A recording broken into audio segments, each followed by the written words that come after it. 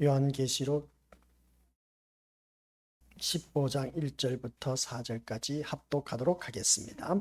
또 하늘에 크고 이상한 다른 이적을 보매 일곱 천사가 일곱 재앙을 가졌으니 곧 마지막 재앙이라. 하나님의 진노가 이것으로 마치리로다. 또 내가 보니 불이 섞인 유리바다 같은 것이 있고 짐승과 그의 우상과 그의 이름의 수를 이기고 벗어난 자들이 유리 바닷가에 서서 하나님의 검은 고를 가지고 하나님의 종 모세의 노래 어린 양의 노래를 불러 이르되 주 하나님 곧 전능하신 이시여 하시는 일이 크고 놀라우시도다. 만국의 왕이시여 주의 길이 의롭고 참되시도다. 주여 누가 주의 이름을 두려워하지 아니하며 영화롭게 하지 아니하오리까. 오직 주만 거룩하시니이다. 주의 의로우신 일이 나타났음에 만국이 와서 주께 경배하리이다 하더라. 아멘. 이 말씀은 하나님께서 하신 말씀을 통해서 주신 교훈의 제목은 어린 양의 노래. 아버지 하나님 은혜 감사드립니다. 요한계시록 15장 1절부터 4절 말씀을 통하여 우리에게 주신 귀한 교훈의 제목은 어린 양의 노래. 과연 어린 양의 노래를 부를 수 있는 자는 누구일까? 한번 자기 자신을 들여다볼 수 있는 귀한 시간이 되어 우리 모두다가 어린 양의 노래를 찬양할 수 있는 우리 모두가 되어 저 영원한 천국에 이룰 수 있는 믿음의 자녀가 되도록 성령 하나님께서 인도하여 주옵소서. 무엇보다도 듣는 귀가 열리게 하옵시고 보는 눈이 열려서 하나님의 음성을 듣고 하나님 하신 일을 보게 하옵소서. 그래서 우리 모두 다가 살아있는 믿음의 산 증인이 되어 하나님 뜻을 이룬 데 귀하게 쓰임받는 믿음의 선한 도구로 사용하여 주옵소서. 예배 시종 일간 주님께서 친히 간섭하시고 성령 하나님께서 강권적으로 역사하여 주시사 은혜의 도가니에 빠질 수 있도록 충만하게 역사하여 주옵소서. 예수님의 이름으로 기도드립니다. 아멘. 오늘 말씀을 통해서 요한계시록 15장 1절부터 4절까지 이 말씀 통해서 주시는 교훈의 제목은 어린 양의 노래라는 제목으로 말씀을 함께 나누고자 합니다. 어린 양의 노래라고 했을 때에 우리나라에서 주최한 것이 있음을 보게 됩니다. 시인, 그러니까 시인협회가 주최한 한국시인협회가 주최하는데 노인들 대상으로 시를 이제 짓기 시작했다는 겁니다. 시를 짓기 시작했는데 그 중에 5,800여 편의 그 시가 나왔는데 그 중에 대상 받은 시가 제목이 뭐냐라고 했을 때에 커플이라는 것을 보게 됩니다. 커플. 이 동행이란 그 시를 지었는데 그 노인협회에서 지은 시가 대상을 받았다. 한번 들어보시길 바랍니다. 아내의 다른 손등을 오긋이 쥐고 걸었다. 옛날엔 캠퍼스 커플, 지금은 복지관 커플. 이게 바로 시에서 대상을 받았다는 겁니다. 우리 믿음의 식구, 그게 무슨 시지? 무슨 말인지 어리벙벙한 것 같아 보이는데 아내의 그 다른 손등을 오긋이 쥐고 걸었다. 옛날에는 캠퍼스의 커플, 지금은 복지관 커플이라는 겁니다. 아직도 감을 못 잡으신 분들이 계신데 오늘 이 말씀을 통해서 이 시를 통해서 우리 믿음의 식구들 한번 생각해 보시길 바랍니다. 젊었을 때는 캠퍼스에서 같이 손을 잡고 걸었던 캠퍼스가 뭔지 아시죠? 우리 믿음의 식구들 대학 생활을 말하는 것을 보게 됩니다. 그래서 서로 만나서 손을 잡고 걸었던 손이 이제는 복지관 생활이 됐다는 겁니다. 같이 손을 붙잡고 지금은 복지관 커플이 됐다는 겁니다. 이 무슨 말이겠습니까? 복지관 생활을 하고 있다는 것을 보게 된 것이죠. 그만큼 이제 동행이라는 것을 볼 때에 참 어떻게 보면은 서글프다라고 생각할 수가 있음을 보게 됩니다. 오늘 새벽 예배 시간 때 말씀이 나왔죠. 우리는 강야에서 학교에서 수업을 받는 믿음의 자녀다. 강야에서 학교는 곧 어디를 말하냐? 교회에서 수업을 받는데 그 수업은 우리 믿음의 식구들 내가 한쪽으로 치우치면 하나님께서 항상 다른 편의 수업을 준비하셨다. 내가 돈의 풍부함을 누리고 있다면 돈의 풍부함의 누림의 그 수업을 받고 있다면 그것을 인해서 풍부함 속에서 마음껏 누리다가 어느 한순간 그 돈 없는 가난함의 그 수업을 받게 한다 하는 것을 보게 됩니다. 그래서 우리 믿음의 식구들께서 나에게 주어진 그 수업은 어떤 수업일까? 과거에는 이러한 삶을 살면서 누렸던 삶의 수업이었는데 지금은 이것이 아니다 라고 했을 때 대표적으로 연로하신 분들이 그러지 않습니까? 살다 보니까 이제 홀로 계신 분을 바라보게 됩니다.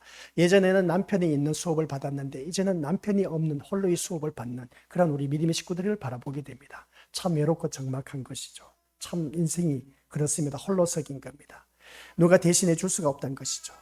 그래서 예전에 남편이 있었을 때 그 수업을 받을 때는 이러쿵저러쿵 싸우면서 수업을 받았는데 이제는 남편이 떠나고 보니까 홀로 남았어. 홀로 남은 그 인생을 바라보니까 이 인생, 이거 내 인생의 수업을 이제 새롭게 수업을 받고 있는 것입니다.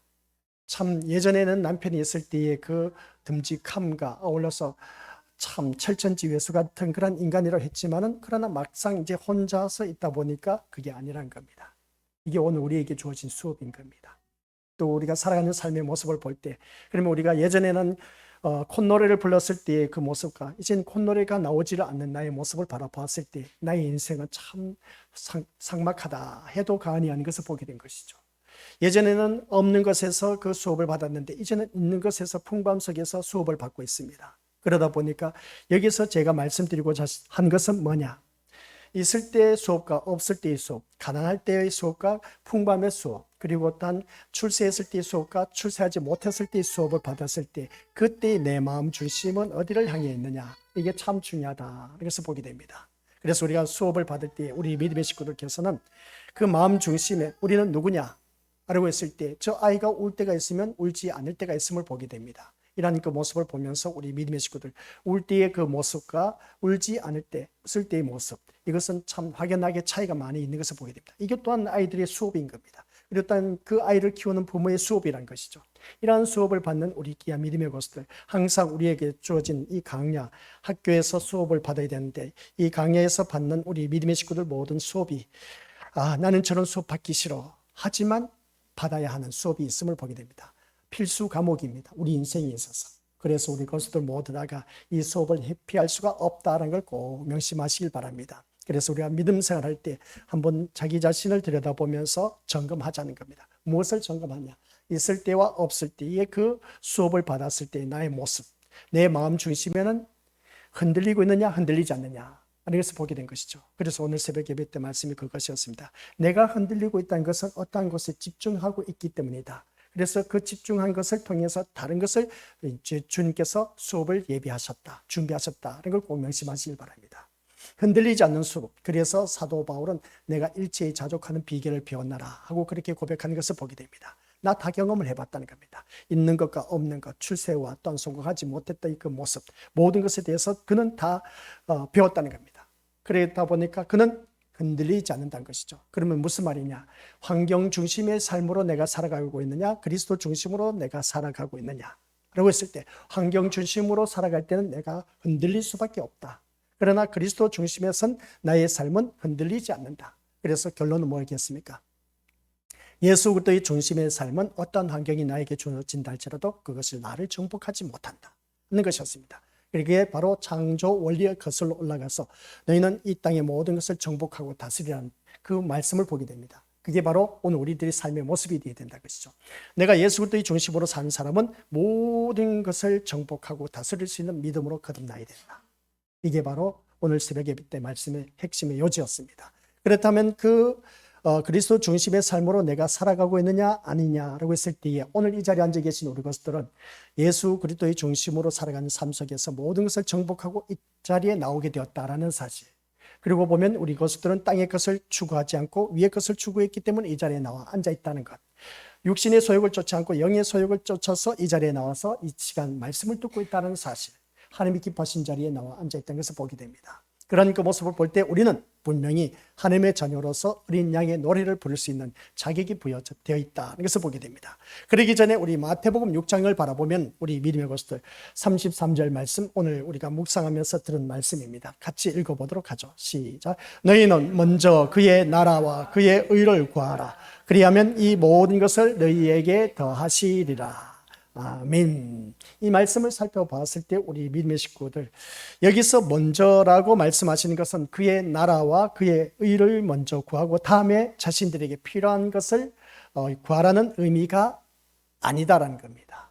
아시겠습니까? 즉 순서상의 의미가 아니란 것이죠. 흔히 응답받는 기도는 비결이라고 하면서 가르칠 때 먼저 천국을 구하는 기도, 천국에 대한 소망을 갖고 그 다음 우리가 잘못한 것에 대해서 회개하고 그 다음에는 이웃을 위해서 이렇게 저렇게 하면서 이웃을 위해서 기도하고 그 다음에는 자신에게 필요한 것을 하나님 앞에 기도하라는 식으로 기도의 순서를 강조하기도 하지만은 기도에는 순서상의 의미가 없음을 알아야 된다. 이것을 다시 한 번 더 깨닫습니다. 성경에는 어느 곳에서도 기도의 순서를 가르치고 있지 않습니다. 따라서 자신을 위해서 먼저 기도하니까 응답이 안 된다라는 식으로 가르친 것은 성경과 전혀 상관이 없다는 것을 보게 됩니다. 기도의 순서는 우리 믿음의 곳에서 그때그때마다 환경에 따라 달라집니다. 그렇기 때문에 우리가 주님 앞에 내 마음을 온전히 쏟아내는 것, 이게 참 중요하다는 것을 꼭 명심하시길 바랍니다. 오늘 또한 우리 주님께서 기뻐하신 믿음의 자녀로 부름을 받은 이 자리, 내가 이 자리에 내 뜻, 내 의지, 내 고집으로 인해서 나온 것 같지만은 그러나 성령 하나님 내 심령 속에 내주하고 계심으로 인해서 우리 믿음의 곳들을 이끌어 주셔서 이 자리에 앉혀 놓으셨다라는 사실입니다. 그러면 내가 이 자리에 나와 앉아 있다면은 다른 불을 가지고 나와서 예배를 드리면 우리는 불에 타 죽습니다.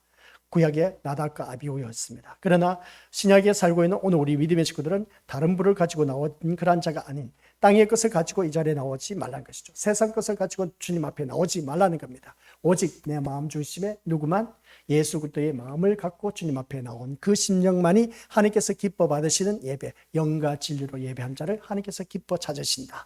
아시겠습니까? 하나님께서 기뻐 찾으시는 자가 누구냐? 영과 진리로 예배하는 자를 기뻐 찾으신다. 그 영과 진리가 바로 예수 그리스도이시다. 그래서 내 마음 중심에는 오직 예수님만 그 마음을 가지고 주님 앞에 나오셔서 이 예배를 드릴 때에 하나님께서 기뻐 받으시는 예배가 될 수 있다는 것이었습니다. 그렇다면 오늘 이 자리에 나와 앉아 계신 우리 것들은 다른 어떤 마음, 내가 이렇게 예배 드림으로 인해서 내 자녀가 문제 해결되고 내 남편 사업 성공하는 것, 내 아내, 부모, 자녀 모든 걱정 근심거리 가지고 이 자리에 나와서 앉아 있지만은 그러나 그 모든 걱정 근심거리 모든 문제점 바라고 소원 소망하는 것 그 이전에 내 마음 중심에 예수 그리스도만 가지고 나왔다면은 내가 걱정 근심하는 모든 문제가 다 해결받을 수가 있다라고 마태복음 우리 믿음의 식구들 마가복음, 누가복음, 요한복음 거기에서 모든 문제점을 가지고 주님 앞에 나온 모든 자들은 다 해결함을 받았다. 오직 예수님만 바라보고 나왔을 때 모든 문제를 해결받았다라는 사실입니다. 해결받지 못한 것이 뭐가 있겠습니까? 그래서 오늘 이 자리에 나온 우리 것들은 오직 예수 그리스도의 이름으로 주님 앞에 나와서 이 자리에 앉아 있다면 내가 걱정 근심하는 모든 문제는 다 해결될 수가 있다는 걸 꼭 명심하시고 그래서 우리는 오늘 이 마태복음 6장 33절에서 말씀하고 있는 것처럼 먼저 그의 나라와 의를 구하라는 것은 순서상의 의미가 아니라고 말씀드릴 수가 있다는 겁니다. 그리하면 하면서 이 말씀을 바로 볼 때 이 모든 것을 너희에게 더하시리라고 말씀하시기 때문에 그렇습니다. 그러면 이건 순서상의 의미가 아니란 것이죠. 그래서 이 말씀을 통해서 이 모든 것이란 앞에서 구절에서 말한 것이 무엇을 먹을까 마실까 입을까 염려하지 말라 이것을 말하고 있는 것인데 무엇을 먹을까 마실까 입을까 하는 것을 말하는 것을 볼 때 결국 이러한 것은 하나님에게 구해서 온 것이 아니란 겁니다. 내가 무엇을 먹을까 입을까 마실까 이것은 우리 믿음의 것들 내가 하나님 앞에 구해서 얻는 것이 아니다라는 겁니다. 근데 우리가 이러한 것을 볼 때 믿음 생활하면서 이러한 것을 많이 구했습니다. 무엇을 먹을까, 마실까, 입을까 하는 것은 우리가 늘 구해 왔던 것을 보게 됩니다. 그런데 오늘 본문 마태복음 6장 33절 말씀 자세히 묵상해 보면은 그게 아니라 우리가 구해서 얻는 것이 아니라 그의 나라와 그의 의를 구하는 것에 이 모든 것이 다 포함되어 있다라는 말씀입니다. 그러니까 하나님 나라와 그의 의를 구하는 것, 이 속에 이 무엇을 먹을까 마실까 입을까 이게 다 포함되어 있다는 그런 의미입니다. 그런 그 모습을 볼 때 그러나 여기서 그의 나라와 그의 의를 구하면 그 대가로 모든 것을 주신다는 것이 아니란 것이죠. 그러니까 이 말씀을 통해서 그의 나라와 그의 의가 우리에게 필요한 것을 가져다 준다는 것도 아닌 겁니다. 무슨 말이냐? 이 말씀을 이제 헷갈리는 것을 보게 되는데 헷갈릴 것도 없습니다. 복음이 가난한 자들에게 돈을 가져다 주는 것이 아니지 않습니까? 우리 이 말씀을 보면 그렇습니다. 복음이 가난한 자들에게 돈을 가져다 주는 법이 어디 있겠습니까? 그거 없습니다. 복음은 사람에게 새로운 확신을 가져다 줍니다. 복음은 우리 믿음의 것을 기뻐하시기 바랍니다. 기뻐하시는 것이 바로 기쁨의 소식이 복음인 겁니다. 그럼 이 복음이 가난한 자에게 전해졌을 때에 돈을 가져다 줍니까? 아닌 것이죠. 실제로 우리가 바라봤을 때 그 복음은 기쁨의 소식이기 때문에 확신을 가져다 준다는 겁니다. 그래서 오늘 이 자리에 앉아 계신 우리 믿음의 식구들께서도 확신을 갖고 이 자리에 나와 앉아 계셔야 된다. 그냥 어리버리하게 그냥 아무런 목적 의식도 없이 기대하는 것도 없이 소망하는 것도 없이 이 자리에 막연하게 나와 앉아 있어서는 안 된다. 그러면 내가 이 자리에 나와 앉아 있을 때 무엇을 기대하고 무엇을 확신하고 무엇을 소망하고 살아가야 되느냐? 그것은 오직 내가 예수 그리스도밖에 없어야 됩니다. 그러면 우리 믿음의 식구들 내 마음의 소원 다 이루어졌습니다. 내 몸이 아프지 않습니까? 그렇죠? 아프면 오직 예수님만 바라보시기 바랍니다. 예수님만 바라보고 나왔을 때에 그 아픈 몸 깨끗하게 고침받을 수가 있습니다. 내가 해결받지 못한 문제 예수님만 바라보고 나왔어요. 그러면 주님께서 그 모든 것을 이미 다 알고 계시기 때문에 다 해결해 주신다는 겁니다. 그 확신을 갖고 주님 앞에 나와서 예배를 드릴 때에 응답을 받을 수가 있다는 겁니다. 근데 우리는 먼저 이거 이루어 주시옵소서. 내 몸 아프니까 주님 고쳐 주시옵소서. 이게 아니라 아시겠습니까? 이게 아니라 먼저 내 마음 중심에 예수님밖에 없는 오직 예수님만 바라보고 이 자리에 나왔을 때에 우리 예수님은 이미 너희가 구하지 아니하였다. 너희에게 있어야 할 것이 무엇인지 내가 이미 다 알고 있느니라. 너희 심령을 다 내가 통찰하고 있느니라 하는 것을 보게 된 겁니다. 우리 주님께서 다 알고 계신다는 것입니다. 그러면 너는 오직 나만 바라보라는 겁니다. 나만 바라보라는 것은 뭐냐? 예수님만 바라보았을 때 그 모든 것 다 해결받을 수가 있다. 아시겠습니까? 근데 우리는 이게 반대로 돼 있어. 그냥 내가 몸이 아프니까 내 몸만 해결받기를 원하는 그런 마음으로 주님 앞에 나오지 말라는 것이죠. 내 몸이 아프더라도 이 몸을 이끌고 주님 앞에 나와 앉아 있으면 그 말씀 속에서 위로를 받아 누릴 수가 있고 치유가 되고 치료가 된다는 겁니다. 이런 것을 우리가 경험을 하자는 것입니다. 그게 바로 예수님만 바라봤을 때 놀라운 역사가 일어난다는 걸 보게 되는데, 근데 여기서 말씀을 바라봤을 때 그의 나라와 그의 의를 구하면 그 대가로 그 모든 것을 주신다는 것이 아니라고 했는데, 그의 나라와 그의 의가 우리에게 필요한 것을 가져주는 것이 아니라는 것을 볼 때, 그러면 우리 믿음의 식구들 한번 자기 자신을 들여다보자. 그래서 조금 전에 말씀드린 것처럼 복음이 가난한 자들에게 돈을 가져다 주는 것이 아니라 돈이 아니라 나에게 있어서 믿음의 확신을 가져다 준다라는 그런 말씀입니다. 즉 같이 읽어보죠. 돈이 자신을 가치 있게 만든 것이 아니라 그리스도의 나라와 그 그리스도의 의가 자신을 가치 있는 존재가 되게 한다는 말씀입니다. 이런 확실한 주체를 가지고 우리가 이 자리에 나와 앉아 있어야 된다는 것이죠. 그리스도의 그 의가 자신을 가치 있는 존재, 그러니까 하나님 나라와 그 의가 나를 가치 있는 존재로 나를 확신하게 만든다. 그래서 내가 우리 이 말씀을 들을 때 생각나는 찬송가 있지 않습니까? 내 주 예수 모신 곳이 그 어디나 하늘나라, 내 주 예수와 동행하니 그 어디나 하늘나라. 이 확신을 갖고 있는 그 심령은 그 하늘나라의 삶을 누릴 수가 있습니다. 그 하늘나라가 뭡니까? 천국의 삶을 누릴 수가 있다는 겁니다. 주님께서 하신 말씀 뭡니까? 천국은 이미 너희 심령 안에 임하였느니라.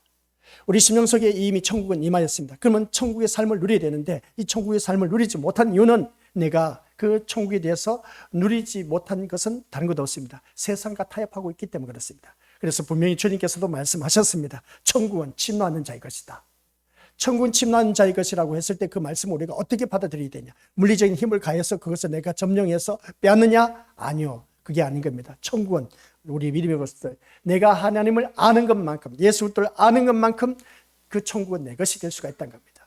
모르다 보니까 내 삶이 지옥과 같은 삶을 산다는 것입니다. 내 삶이 지옥과 같다, 너무나 서글프다, 너무나 외롭다, 너무나 힘들다, 너무나 괴롭다, 고통스럽다 하였을 때 그 모든 것은 우리 믿음의 것들 한번 자기 자신을 내가 하나님의 자녀라고 하면서 곰곰이 생각해 보자는 겁니다. 왜 그럴까? 라고 했을 때 우리 주님은 분명히 내 마음에 평안을 가져다 준다. 그리고 또 주님과 함께하면 그 어디나 천국의 삶을 누린다 라고 그렇게 나와 있는데도 불구하고, 또 천국은 이미 내 심령 속에 임하였다고 했는데 나는 왜 이렇게 천국의 삶을 누리지 못하고 지옥과 같은 삶을 누리고 있을까? 이걸 생각하다 보면은 우리 신앙생활이 바로 이겁니다. 우리 믿음의 것들, 내가 이 자리에 나와 앉아 있지 않습니까? 내가 무엇 때문에 이 자리에 나와 앉아 있느냐는 겁니다. 교회 왜 다니십니까? 우리 교회 다니신 분들 물어보면 한결같이 천국 가기 위해서요. 그런데 그게 변질되었습니다. 예전에는 깨끗했죠. 천국 가기 위해서 그럽니다. 그리고 또한 오늘날 왜 변질됐냐? 교회 왜 다니시냐? 잘 먹고 잘 살기 위해서요. 부자 되기 위해서, 출세하기 위해서요. 성공하기 위해서요. 내 남편 사업 성공하기 위해서요. 이렇게 여러 가지로 이제 나와 있는 그 모든 모습을 보게 됩니다. 교회는 이 세상 것 해결받는 것이 아닌 겁니다. 교회는 천국 가기 위한 통로, 훈련받는 것이라는 것을 꼭 명심하시길 바랍니다. 이러한 것을 우리가, 그래서 성경 말씀 분명히 말씀했습니다. 땅의 것을 구하지 말고 위의 것을 찾고 구하라고 했습니다. 육신의 소욕을 쫓는 것이 아니라 영의 소욕을 쫓으라고 분명히 말씀하셨습니다. 그러면 우리 믿음의 식구들께서는 이 세상에 소망을 두고 사는 것이 아니라 천국에 대한 소망을 갖고 살아가야 되는데 그러지 못하다는 것이죠. 요한계시록 말씀, 우리가 이제 뒤에 가면 또 말씀 또 나온다고 말씀드리지만은 이 세상은 이미 심판받아 멸망할 수밖에 없다는 것을 이 예배 시간 때마다 이 요한계시록 지금까지 15장 오면서 계속해서 말씀을 들어왔습니다. 이 세상은 심판받아 멸망할 수밖에 없다. 그러니까 너희들은 여기서 빨리 피하라. 여기서 벗어나야 된다 하는 것이었습니다. 그러면 이 세상에서 피하기 위해서, 벗어나기 위해서는 어떻게 해야 되냐는 겁니다. 우리 가령 이제 백화점에 삼풍백화점 무너졌을 때 그러지 않습니까? 무너졌을 때 예고방송, 그래서 이 건물이 지금 균열이 일어나고 있으니까 빨리 피신하시길 바랍니다. 방송이 나왔다면 거기에서 죽는 사람이 덜 죽었을 겁니다. 그런데 많은 사람이 생명을 앗아갔습니다. 그 건물이 무너짐으로 인해서. 이게 오늘 우리들의 모습과 똑같은 겁니다. 근데 오늘날 외쳐도 이 세상은 심판받아 멸망할 수밖에 없다라고 외쳐도 아니다는 겁니다. 아직도 내게 이렇게 먹고 살만하고 좋은 세상인데 뭐 이 세상이 심판받아 멸망하냐. 그렇게 느긋한 마음을 갖고 있는 것을 볼 때 참 안타깝다는 겁니다.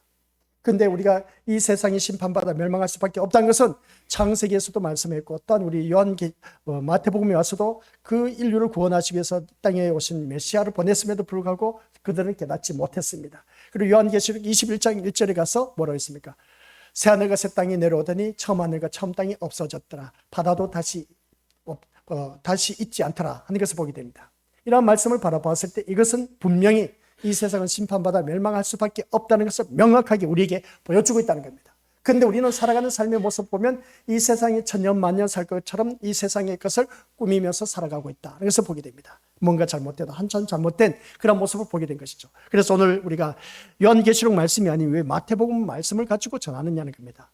그의 나라와 그의 의를 구하는 그 속에 이미 먹을 것, 입을 것, 마실 것에 대한 문제는 해결된 상태임을 말하고 있는데, 그래서 말씀 속에서 마태복음 4장 4절에서 뭐라고 하느냐라고 했을 때 사람이 떡으로만 살 것이 아니라 하나님의 입으로 나오는 모든 말씀으로 살 것이니라는 말씀을 하고 있음을 보게 됩니다. 이 말씀처럼 이미 삶의 힘이 떡에 있는 것이 아니라 하나님의 입으로 나온 말씀에 있다라는 것을 분명히 우리에게 교훈해주고 있음을 보게 됩니다. 그래서 이 세상을 살아가는 데 있어서 모든 것을 극복할 수 있는 것은 뭐냐라고 했을 때 다른 것도 없습니다. 하나님의 말씀으로 사는 길밖에 없다. 그래서 우리가 살아가는 삶 속에서 성령 해방죄, 성령 근심죄, 성령 또한 우리가 소멸죄가 있음을 보게 됩니다. 이런 모습을 바라봤을 때 우리 믿음의 것들 모두가 어느 누구든지 성령 해방죄는 믿지 않은 사람에게 주어진 겁니다. 그러나 성령 소멸죄와 성령 그리고 또한 근심죄는 뭐겠습니까? 성령을 근심하게 하는 것은 곧 무엇을 말하겠습니까? 성령 근심은 우리 믿음의 것들 기억하시기 바랍니다. 말씀 따라 순종하지 못했을 때 성령을 근심케 하는 것입니다. 그러면 성령 소멸죄는 뭔지 아시죠? 항상 기뻐하시지 말고 기도하라, 범사에 감사하라. 이 모든 말씀이 내 마음속에 충만하게 역사하지 않으면 성령 소멸죄입니다. 그렇기 때문에 우리 믿음의 속들께서는 성령 충만한 가운데서 항상 하나님께서 기뻐하시는 삶으로 가득 차야 된다. 그래서 보게 됩니다. 그게 가장 중요한 것이 뭐냐라고 했을 때 사람이 떡으로만 살 것이 아니라 하나님의 입으로 나온 말씀으로 살 것이니라. 이 말씀인 겁니다. 아시겠습니까? 그래서 우리는 어느 누구든지 이 말씀을 통해서 삶의 힘이 떡에 있는 것이 아니라 말씀에 있다라는 사실, 이것이 나에게 확신이 있다면 말씀이 나를 살린다는 것. 이걸 모르면 우리 것들 백날 신앙생활 해봤자 다 헛수고이다. 아시겠습니까? 결국 뭡니까? 먹고 마시고 입는 것들은 구할 문제가 아니란 겁니다. 무엇을 먹을까, 무엇을 마실까, 무엇을 입을까, 이것은 내가 구할 문제가 아니라 뭐라고 합니까? 이미 주어진 것을 내가 누릴 줄 아는 그러한 차원의 말씀이다 하는 걸 꼭 명심하시길 바랍니다. 그런데 우리는 살아가는 삶의 모습 보니까 무엇을 먹을까, 마실까, 입을까, 이것을 그냥 늘 구하는 그 모습 보게 되는데 아닌 겁니다. 있는 것으로 그것을 누릴 줄 아는 그런 믿음의 분량이 되자. 아유, 목사님, 지금 목구멍이 포도청인데 내가 먹을 것을 구해야 된다니까요. 맞는 말씀입니다. 맞는 말씀입니다. 그런데 여기서 제가 앞에서 말씀드렸지 않습니까? 오늘 새벽 예배 때 말씀드렸습니다. 항상 상반되는 것이 있다. 내가 배고픔과 배부름의 일체의 비결을 배웠다. 사도 바울이 그렇게 말을 했습니다. 그래서 내가 누림의 세계가 어떤 것인가를 알아야 되는 것이죠. 주어진 것을 누릴 줄 아는 그런 믿음이 우리에게 너무나 중요하다는 겁니다. 내가 배고플 때에 그 배고픔을 누릴 줄 알아야 되는 겁니다. 배고프다 해서 배고픔을 해결하기 위해서 주님 나의 이 배부르게 좀 해결하여 주시옵소서가 아니라 나에게 주어진 그 배고픔의 인생이 무엇인지 그것을 누릴 줄 아는 자. 그걸 어떻게 누립니까? 목사님, 배고파 당장 굶어 죽을 지경인데, 맞는 말씀입니다. 굶어 죽을 지경에 이를 줄 아는 그 심령이 배고픔을 아는 겁니다. 그래서 제가 우리 믿음의 식구들에게 말씀드렸지 않습니까? 눈물로 빵을 먹어보지 아니한 자는 인생을 논하지 말라고 했는데, 저는 눈물로 빵을 먹어봤기 때문에 인생을 논할 줄 그나마 조금 알 수가 있습니다. 그런 것처럼 우리 믿음의 식구들께서도 나에게 주어진 것을 누릴 줄 아는 자가 되자는 겁니다. 배부름의 그 속에서 누릴 줄 아는 자와 배고픔에서 누릴 줄 아는 자, 이게 사도 바울이 다 누려봤다는 겁니다. 우리 믿음의 식구들도 한 가지에서 치우쳐져서 그것에 누리지 마시고 상대편이 또 예비되었다는 것을 기억하시길 바랍니다. 내가 지금 부자로 살고 있습니까? 그러면 언젠가 그 가난에 대해서도 내가 배워야 됩니다. 이거 배우지 못하면 인생 아직도 계속해서 거기서 헤매고 있습니다. 한 곳에 치우치게 되면 분명히 반대편을 우리 주님께서 예비해 두시고 있다라는 사실입니다. 그래서 가장 큰 문제가 뭐냐라고 했을 때, 살아있을 때 몰랐습니다. 남편이 살아있을 때, 아내가 살아있을 때 모릅니다. 남편이 막상 떠났습니다. 또 아내가 떠났습니다. 홀로 남게 되었습니다. 있을 때 그 남편이 있을 때 그 누림, 그리고 아내가 있을 때 그 누림의 세계. 그러나 이제 이 세상을 떠난 남편이 없을 때의 누림, 아내가 없을 때 그 누림의 세계가 어떠한 것인가를 수업을 받아야 돼요. 우리 믿음의 식구들. 어느 누구든지 다 받을 수밖에 없습니다. 나만 홀로 받는 것이 아니란 것이죠. 누구든지 다 받을 수밖에 없는 수업입니다. 그 수업에서 우리가 어떻게 빨리 소화시키느냐가 참 중요하다. 꼭 명심하시길 바랍니다. 돈이 있을 때의 누림의 세계, 다들 누려봤지 않습니까? 아, 돈이 있으니까 든든해. 오히려 예수님보다 더 든든함을 느낄 수가 있었다. 그런 것은 누구든지 부인할 수가 없을 겁니다. 근데 돈이 없을 때에 그 누림의 세계는, 야, 진짜 초라하게 이루 말할 수가 없어. 기가 죽어. 어깨가 축 처져. 참 뭔가 할 의욕이 없어. 근데 돈만 있으면 뭐든지 할 수가 있는 것 같아. 뭔가 누릴 수 있는 것 같아. 근데 우리 믿음의 식구들, 돈이 있을 때 누림의 세계는 누구든지 다 누릴 수 있는 느낌이 있습니다. 그러나 돈이 없을 때 그 누림의 세계는, 이거는 진짜 비참하고 처참합니다. 그러나 돈이 없을 때 그 누림의 세계를 내가 빨리 깨달았을 때 하나님께서는 채워지는 역사가 있습니다. 이걸 우리가 아셔야 되는 겁니다. 그래서 우리 믿음의 것들, 여기서 주어진 것을 누리는 차원, 이걸 우리가 알아야 되는 겁니다. 남들이 누리지 못한 것을 지금 내가 누리고 있다 했을 때 우리 믿음의 것들 어떤 생각이 듭니까? 아, 너무 좋아. 너무 좋아. 너무 좋죠. 바로 그겁니다. 좋다면 그렇지 못한, 누리지 못함의 그 세계를 우리가 나를 위해서 주님께서 또 수업을 준비하고 계신다는 걸 기억하셔야 되는 겁니다. 근데 우리는 한 가지에만 치우쳐져 있어. 그래, 한 가지에만 치우쳐져 있다 보니까 무엇이든지 항상 우리는 좋은 것에만, 하나님께서 나에게 모든 환경 여건을 좋은 것에 풍부한 것으로 허락해 주셨을 때 하나님 은혜다, 사랑이다, 그렇게 고백하는데, 우리 믿음의 것들, 우리 하나님은 이러한 것에서 하나님의 은혜와 사랑을 깨닫게 하시지만 없는 것 가운데서도 하나님께서 은혜와 사랑을 깨닫게 하신 분이 우리 하나님이십니다. 그래서 우리 믿음의 식구들은 이것을 아셔야 됩니다. 내가 지금 없는 것이 무엇일까? 없는 것으로 인해서 하나님께서 나에게 지금 수업을 하고 계신다. 하나님께서 나를 가르치고 계신다. 그 수업을 받아서 우리는 제대로 잘 배워서 거기서 빨리 습득하고 배워서 익혀서 거기서 벗어나자는 겁니다.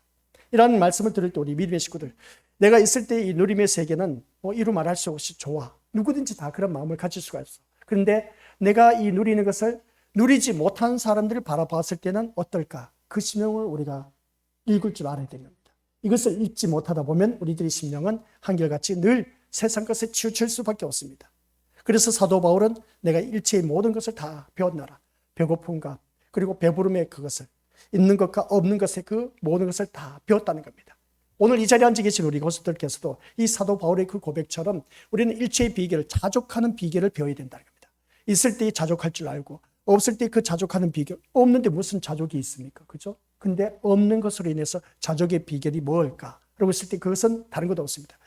우리가 없을 때에 상대편을 공격하게 되어 있습니다. 부부 간의 싸움이 일어납니다. 누구 남편, 누구 아내, 누구 부모 하면서 어떻습니까? 누구 자녀. 아이고, 없을 때 바라보면 그렇습니다. 항상 내 남편 왜 이럴까? 참, 없을 때부터 바라보면 누구 난 아내는 잘 만났어. 저희 호의호식 하면서 사는데. 또 없을 때 바라보면 부모 잘 만났어. 저런데 우리는 부모를 잘못 만나서. 또 누구는 내가 없을 때 바라봤을 때 누구는 자녀를 잘 둬서 저렇게 호의호식 하면서 사는데 우리는 이게 뭘까? 이게 바로 오늘 우리들의 모습인 겁니다. 여기서 우리는 자족하는 비결을 배워야 되는 겁니다. 없을 때에 이 자족하는 비결은 남과 비교하는 것이 아니라 내 자신을 들여다보면서 그것을 내가 극복할 수 있는 믿음으로 우리가 다시 살아나야 된다는 것이죠. 근데 비교해서 우리가 항상 좋은 것이 있으면 얼마나 좋겠습니까? 비교했을 때 좋지 못하다 보니까 이제 내가 바로 사람의 왼손 자기 집안 식구야. 그러다 보니까 사람을 향해 공격을 한다는 것이죠. 남편, 아내, 부모, 자녀. 이게 오늘 우리들의 현실이라는 것이죠. 교회에 다니는 우리들은 그게 아니라는 겁니다. 그것을 통해서 오늘 이 말씀 속에서 우리가 깨닫는 것이 뭐냐? 주어진 것을 누리는 차원을 우리가 제대로 배우자는 겁니다. 이 누리는 차원이라는 것은 없을 때의 누림의 세계를 우리가 배우다 보면은 있을 때 그 누림의 세계, 자족이라는 것을 스스로 이제 터득한다는 것이죠. 근데 내가 이런 것을 누림으로 인해서 뽐내면서 자기를 가시하고 뭔가 내가 너희들보다 앞서고 무엇보다 낫다라고 그렇게 자랑하죠. 언젠가는 우리 믿음의 것들 그것으로 인해서 내가 또 다른 없는 것에 수업을 받을 수밖에 없다는 걸 꼭 기억하시기 바랍니다. 이게 바로 하나님께서 우리에게 주신 수업이고 그것을 우리가 받아서 배워서 제대로 알아야 되는 것입니다. 이걸 배우지 못하면 계속해서 그것으로 인해서 우리가 치우쳐져서 고통 그런 삶을 보낼 수밖에 없다를 꼭 명심하시기 바랍니다. 그래서 떡이란 오늘 우리가 성경 말씀 마태복음 6장 33절 말씀 보니까 떡이란 사람이 자기 생존에 필요하다고 여기는 모든 것을 의미하고 있음을 보게 됩니다. 내게 필요한 모든 것을 이제 떡이라고 그렇게 비유를 하고 있습니다. 따라서 우리들의 생존에 필요한 것은 구해서 얻는 것이 아니라 아시겠습니까? 하나님이 우리의 필요에 따라 주시는 것을 누리는 것이다. 나에게 생존에 필요한 것을 내가 구하는 것이 아니라 뭐라고 하셨습니까? 지금까지 설명한 것을 다 설교한 거 알고 계시죠? 있을 때의 누림과 없을 때의 누림, 그것을 제대로 하나님께서 주시는 것을 누릴 줄 알아라는 겁니다. 야, 너에게는 없으니까 없는 것을 수업을 받아야 돼. 너에게는 있으니까 있는 것을 통해서 수업을 받아야 돼. 이것은 누구든지 좋은 것입니다. 근데 내가 없을 때에 하나님 것을 말씀하신 겁니다. 너에게는 없기 때문에 그것을 통해서 너 수업을 받아야 돼.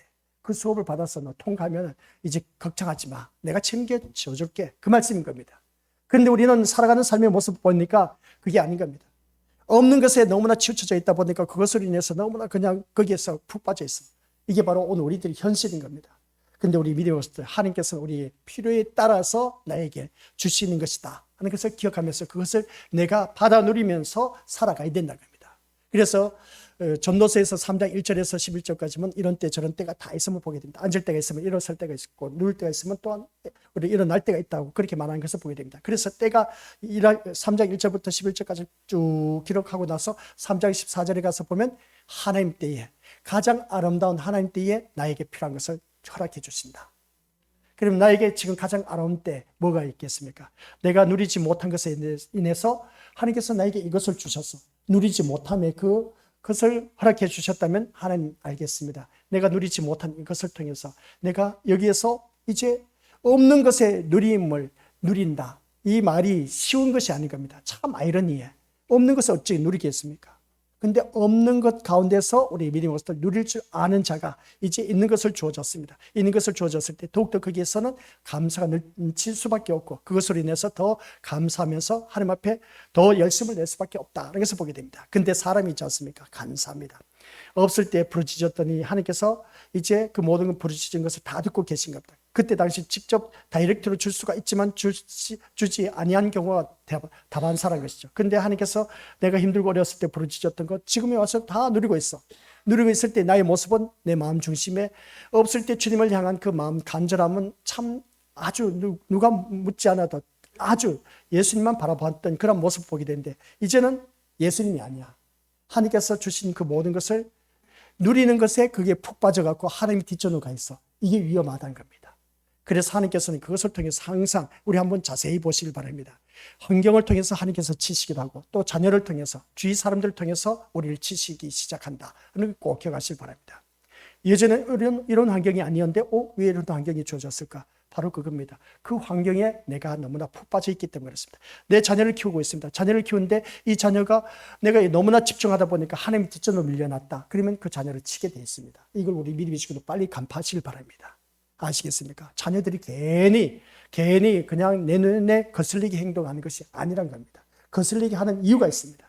그 자녀가 너무나 내 마음 중심에 우상이 되어 있기 때문에 그렇습니다. 내 마음의 중심은 오직 예수 그리스도가 제일 우선순위에 있어야 되는데 그 자리가 빼앗겨버리다 보니까 그렇습니다. 그러다 보니까 하나님께서 그것을 빼앗아버린 겁니다. 그래서 우리 믿음의 식구들께서는 이러한 것을 기억해야 되고, 내가 또 돈에 치여서 산다 했을 때 돈에 대해서도 우리 믿음의 식구들, 돈이 예수님보다 앞서 있다 보니까 그 돈으로 인해서 내가 수업을 받아야 돼. 없는 그 돈이 없는 수업을 받아서 그것을 통해서 제대로 알고 나면 우리 하나님께서 그 돈에 대한 자유함을 누릴 수 있게 해주신다 하는 걸 보게 됩니다. 그래서 대부분 그렇지 않습니까? 연로하신 분들 하는 말이, 아유, 있으면 있는 대로 살고 없으면 없는 대로 살아, 그렇게 표현하지 않습니까? 있으면, 그게 인생에서 나오는 정답인 겁니다. 그게 바로 뭔지 아십니까? 주님이 가르치시는 겁니다. 누릴 줄 알아는 겁니다. 있으면 있는 대로 살고 없으면 없는 대로 살아. 오늘 말씀 내용, 오전 내내 내용이 바로 그겁니다. 누리라는 것이죠.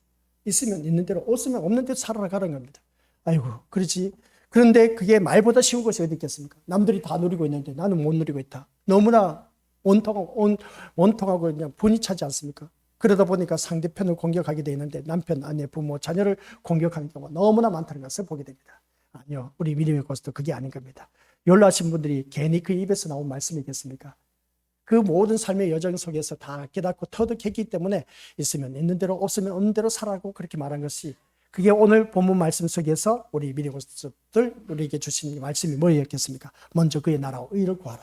그리하면 이 모든 것을 너에게 더하여 주실 것이다 라고 했는데, 이 모든 것은 내가 무엇을 먹을까 마실까 입을까, 이 모든 것, 내가 그리스도의 나라와 의를 제대로 구한 자면 이 세상의 것을 가지고 구하지 아니한다 하는 그런 말씀의 내용입니다. 결론은 아시겠습니까? 그래서 오늘 먼저 그의 나라와 의를 구하고 다음 순서에 우리의 생존에 필요한 것을 구하라는 것은 잘못된 것이다 하는 걸 꼭 명심하시고, 그렇다면 먼저 그의 나라와 의를 구하라는 것은 우리가 구하며 살아갈 것은 오직 그의 나라와 그의 의밖에 없다는 뜻입니다. 이게 먼저란 것이죠. 그러면 우리가 오늘 이 자리에 나온 우리 고수들, 교회에 왜 나오십니까? 천국 가기 위해서.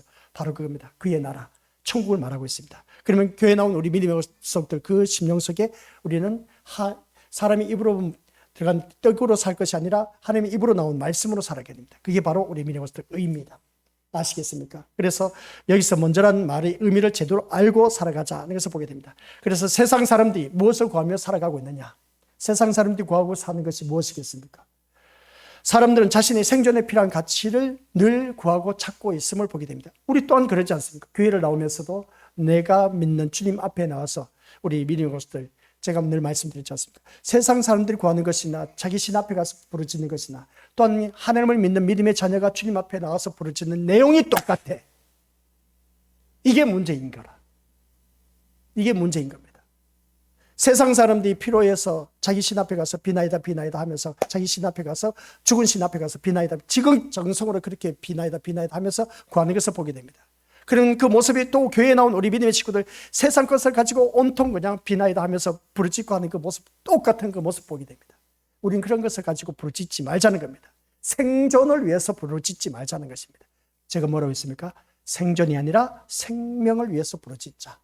그 생명 대신 예수님을 위해서 우리가 부르짖자는 겁니다. 그러면 예수님을 통해서, 그리고 우리가 이런 삶을 통해서 깨닫는 것이 뭐냐라고 했을 때, 세상 사람들이 부르짖는 것은 자기 생존에 필요한 것을, 그 가치를 요구하기 위해서 우리가 부르짖는 것을 보게 되는데, 이런 것이 우리 믿음의 고수들 모두 다가 각자가 부르짖는 것을 보면 관심이 있는 것을 구하고 있는 것을 보게 됩니다. 그렇다면 모든 사람이 땅의 것에 관심을 가지고 땅의 것을 위해서 구하며 살아간다고 할 때, 우리는 먼저 그의 나라와 의를 구하라고 말씀하신 것은 무엇을 말하고 있을까?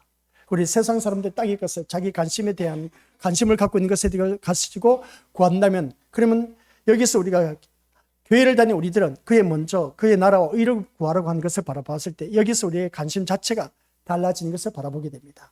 즉 관심이 자기 생존, 먹을 것, 입을 것, 마실 것에 있는 것이 아니라 가치를 보죠. 영원한 생명인 그의 나라와 그의 의에 두고 산다면 생존에 필요한 모든 것은 하나님에게 맡기고 살아가게 된다는 말씀 내용입니다.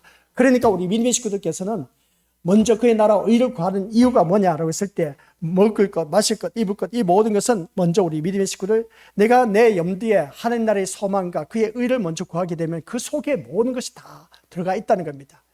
다 포함되어 있다는 것이죠. 다 포함되어 있다고 하는데, 아유, 목사님이니까 그래 말씀하시죠. 하지만은, 근데 목사님이니까 그렇게 말씀하는 것이 아니라 이게 하나님의 말씀인 겁니다. 우리 하나님 나라와 그의 의를 먼저 구하게 되면 우리 믿음의 고스트 그 속에 이 모든 것들이 다 포함되어 있습니다. 내가 살아가는 생존의 모든 것이 하나님 나라와 의에 다 포함되어 있다는 것입니다. 이게 그 말씀인 겁니다. 마태복음 6장 33절 말씀이.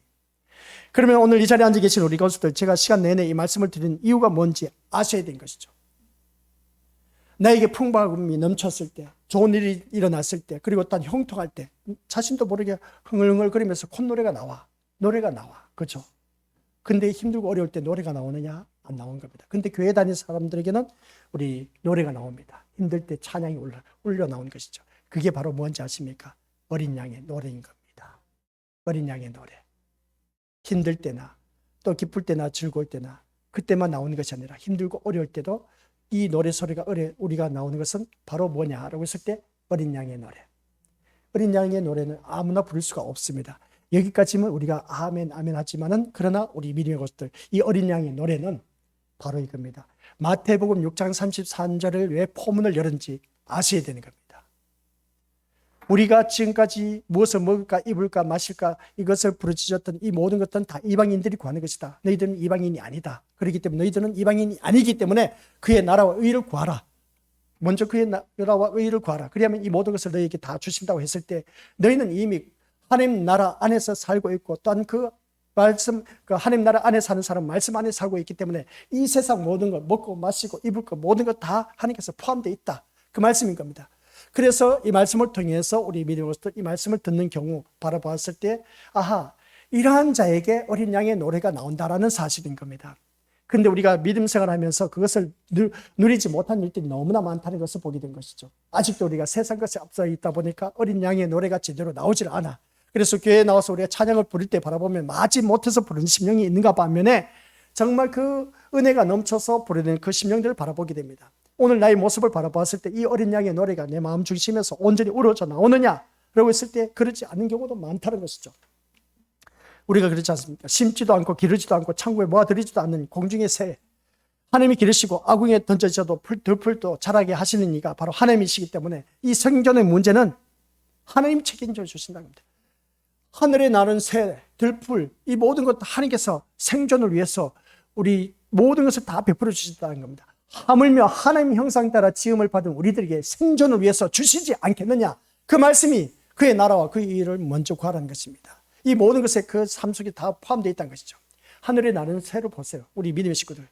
생존을 위해서 살아가는 그 모습 볼 때 우리 믿음의 식구들, 기르지도 않고 창고에 모아들이지도 않는 공중의 새도 하나님께서 기르신다는 겁니다. 들풀도 자라나게 하는 그 모습을 바라볼 때 하나님께서 모든 것을 자라나게 하신다는 겁니다. 생존을 위해서 살아가는 모든 것들 하나님께서 다 허락해 주신다는 겁니다. 그런데 우리는 이 진승만도 못해, 들풀만도 못해, 솔직히 말해서. 허구한 날 그냥 주님 앞에 나와서 생존을 위해서 부르짖는 우리들의 모습 보니까 참 이게 가관이지 않습니까? 새들 보세요.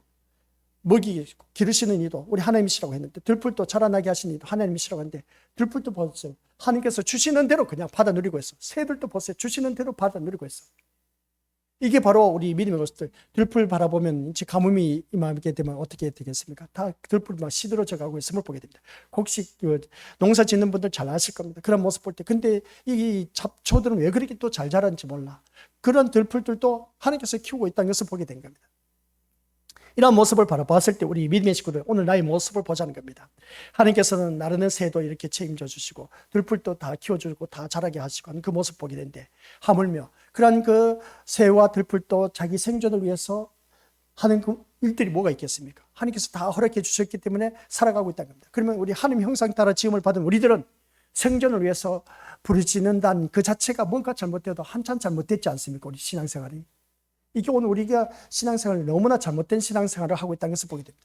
이 모든 우주 만물을 다 다스리고 계신 그 하나님만을 바라보고 의지한다면 이것보다 더 큰 축복이 어디 있을까? 근데 이것에 대해서 참된 자유함을 누리지 못하다 보니까 우리 사는 것도 죽는 것도 부자로 사는 것도 가난하게 사는 것도 모두가 하나님 의해서 주어진 것임을 제대로 알아야 되는데 제대로 알지 못하다 보니까 문제가 되고 있음을 보게 됩니다. 그래서 우리 사무엘상 2장 6절부터 10절 말씀, 생사하보, 빈부, 기천, 부귀, 영화, 흥망성쇠, 이것은 하나님의 절대 주권 하에 있다라고 말을 늘 들어왔지만은, 그러나 그 절대 주권 하에 있는 것을 우리 하나님 손아귀에 있다는 것을 깨닫지 못하고 내가 하면서 살아가는 그 모습을 보게 됩니다. 그래서 오늘 이 자리에 앉아 계신 우리 것도 기억하시길 바랍니다. 여기서 중요한 것은 이러한 생존 문제로부터 초월하는 것임을 우리가 기억하자는 겁니다. 생존의 문제에서 초월하자.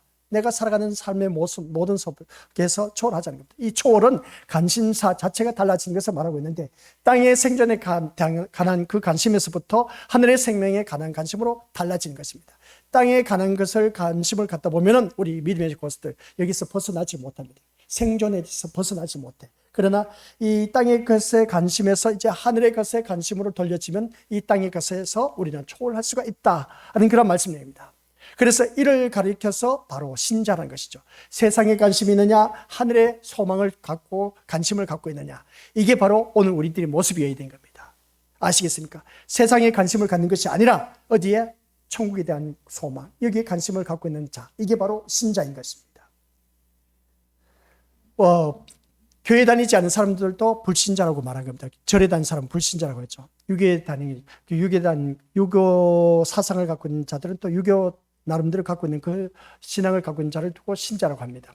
누구든지 다 신자라고 합니다. 그러면 기독교도 신자라고 그렇게 표현하는데, 우리 기독교의 신자는 세상의 모든 종교, 타종교의 그 사람들은 땅의 것을 구하지만, 그러나 우리는 그게 아니야. 위의 것에 대한 소망을 갖고 사는 그런 자. 이게 바로 타종교와 다른 신자의 모습이다. 아시겠습니까? 그래서 오늘 이 자리에 앉아 계신 우리 귀한 믿음의 심령들, 얻기 위해서, 제 마지막 결론 오늘 여기까지밖에 할 수밖에 없겠네요. 같이 읽어보죠. 시작. 얻기 위해서 살아가는 사람이 아니라 얻은 자로 살아가는 것. 아시겠습니까? 내가 무엇을 이 세상 것을 얻기 위해서 살아가는 것이 아니라 주어진 것, 얻은 자로 우리가 살아가자. 내가 이미 하나님께서 나에게 허락해 주셨습니다. 있는 것으로, 있으면 있는 대로 살고 없으면 없는 대로 살아. 인생의 쓴맛 그리고 단맛 다 느껴본 사람이 하는 말이었습니다. 있으면 있는 대로 살고 없으면 없는 대로 살아 라는 것은 인생의 그 쓰디쓴 인생의 모든 것을 다 느껴본 사람들이 하는 말인 겁니다. 그렇기 때문에 우리 것들 여기서 말씀하는 결론의 말씀이 바로 이겁니다. 얻기 위해서 살아가는 것이 아니라, 아시겠습니까? 얻은 자로서 살아가자. 이미 하나님께서 나에게 주셨다 하는 것이었습니다. 그것을 얻은 것을 가지고 살아가자는 겁니다. 얻지 못한 것을 가지고 하나님 이거 주시옵소서 저거 주시옵소서 부르짖는 거 당연하지 않습니까? 그러나 없는 것을 없다고 해서 그것을 부르짖지 말라는 것은 또한 아닌 겁니다. 뭐냐면은, 그러나 먼저 그의 나라와 의를 갖고 있으면 우리 믿음의 것을 내가 없는 것, 그러니까 얻는 것이 아니라 없는 것입니다. 없는 것, 제로. 전혀 없는 것을 바라보게 되는데, 없는 것에서 있게 하신 것이 바로 하나님일 것입니다. 그러니까 우리 믿음의 식구들께서는 오늘 이 말씀을 통해서 얻기 위해서 살아가는 것이 아니라 얻은 자로 살아가자. 얻은 자로 살아가는 그 모습 속에서 내가 지금 얻은 것이 무엇이 있을까? 남과 비교했을 때는 없어. 근데 하나님께서 나에게 얻은 것이 바로 없는 것이 얻은 거야. 아시겠습니까? 없는 것이 얻은 것인데, 근데 없는 것이 얻은 것으로 여기면서 살아가라니까 이거 참 기가 막히고 참 이거 어이가 없지 않습니까? 오늘 말씀이 바로 그겁니다. 있으면 있는 대로, 없으면 없는 대로 살아가는 것. 없는 것을 그 얻은 것이다 라고 했을 때 그게 어디 얻은 것인가 라고 생각할 수가 있는 것인데, 그게 나에게 주어진 수업인 겁니다. 그래서 오늘 아침 새벽 예배 말씀하고 같이 접목시켜서 묵상해 봐야 되겠습니다. 있는 것과 없는 것, 이 차이점, 이미 얻은 것과 얻지 못한 것, 그 차이점, 이것을 사도 바울은 이체의 비결을 배웠노라. 사도 바울이 그 말씀이었습니다.